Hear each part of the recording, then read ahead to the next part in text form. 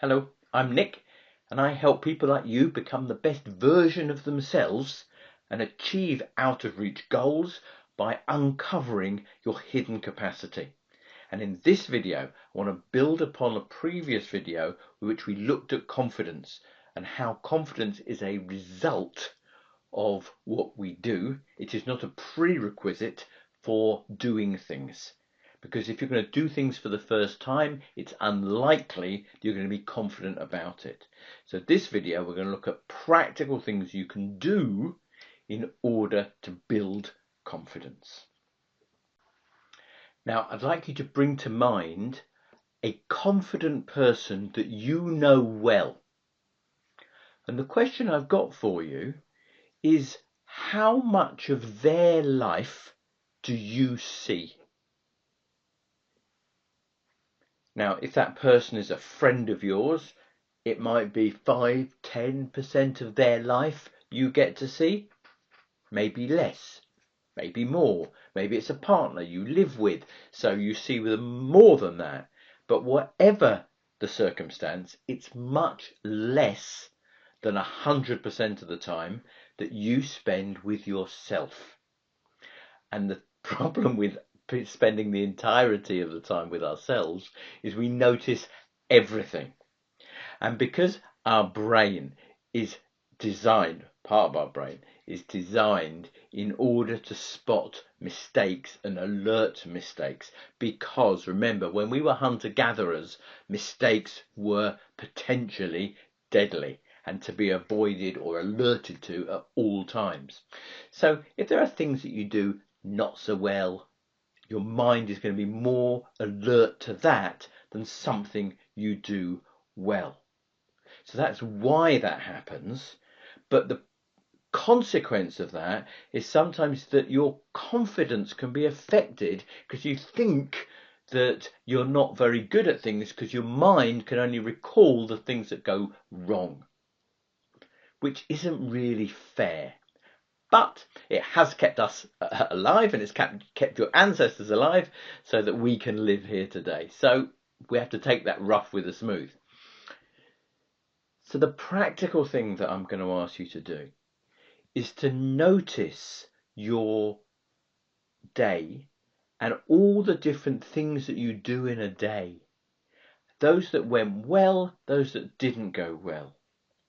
And there will be thousands of things. I mean, little things. Because I bet you, if you dropped a cup of coffee over your keyboard, you'd remember it. But how many cups of coffee have you drunk and not spilt the coffee on the keyboard? I suspect a lot more than the ones you'd spilt. Yeah?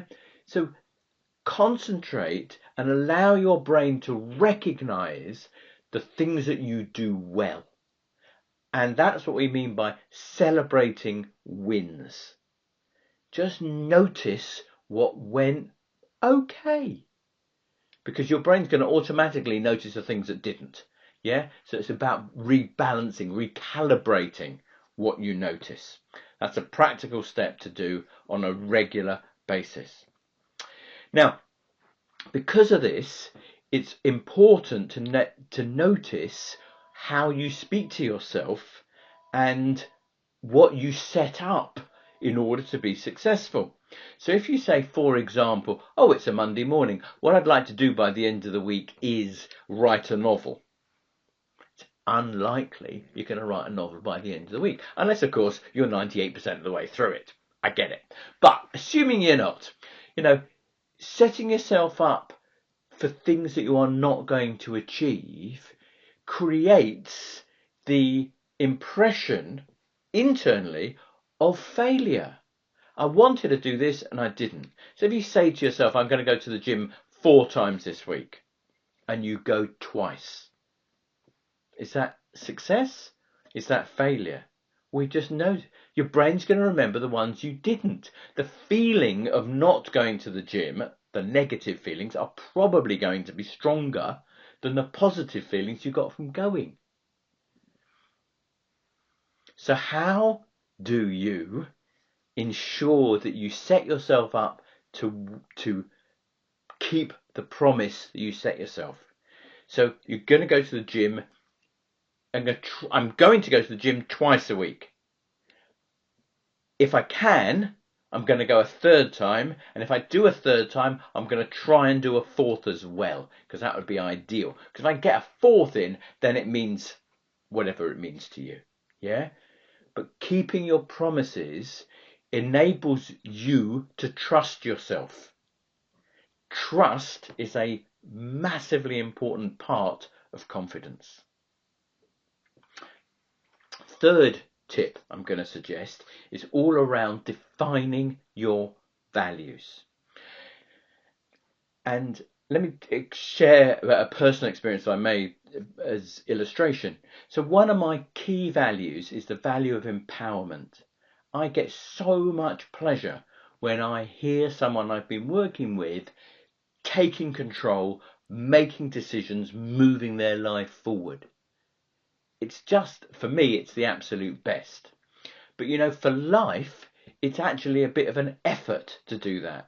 If you've been a parent and you've been through that period with young children and the young child needs to learn something, it's so much quicker to do it yourself than watch the child get it wrong, mess it up, do it poorly, etc.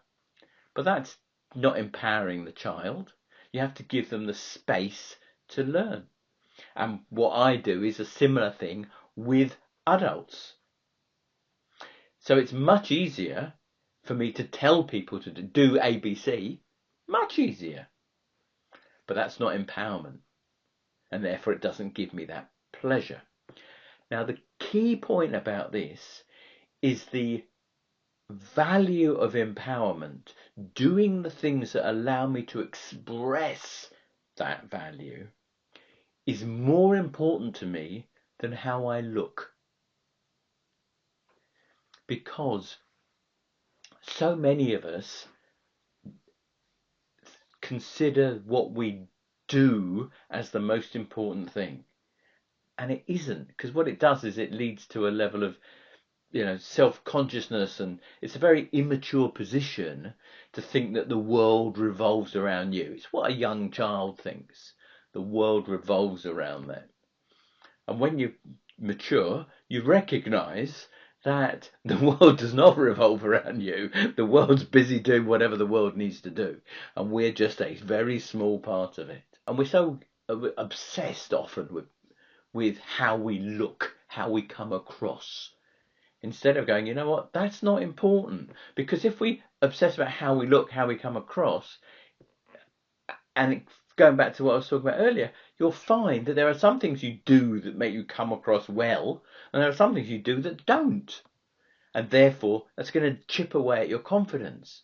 But if you recognise that what really matters to you is that value, whatever the value happens to be, then your mind isn't focused on yourself, and you don't notice the things that work or don't work. What matters is the expression of that value, and that's really, really freeing.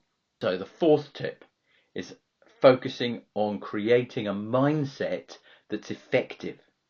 So building on that last tip about recognizing it's not about you, I want to share with you, I've done a lot of in-person workshops. And one of the exercises I ask people to do is I line all the people up on one side of the room, and I ask them to walk across to the other side of the room, and off they go, they walk across the room. No big deal.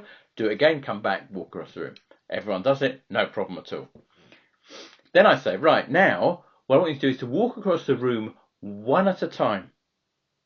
And then everybody else is going to give you feedback on the way that you walk. And you can see the same people who just walked across the room completely confidently, no problem at all, just crumble. The way that they suddenly move from self-confident to self-conscious. Suddenly, oh, how am I coming across? So it's suddenly all about them, not about just getting the thing done. So the mindset that I use, and I highly recommend, is the mindset that I call, it's not about you. Most people aren't really that bothered about what we do. Yeah. It's been defined as the spotlight effect. We think other people notice what we do way more than they actually do. So we think we're in a spotlight. Most people don't give a monkeys about what we do.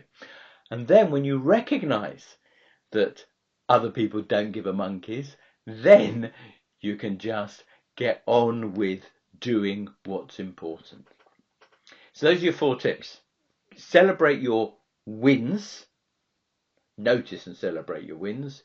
Keep your promises to yourself, which means, of course, you need to get the right promises so you can keep them to yourself.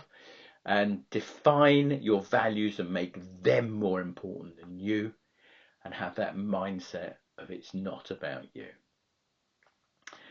If you like the videos, please like and subscribe. We'll keep doing more of them as long as you want to see them.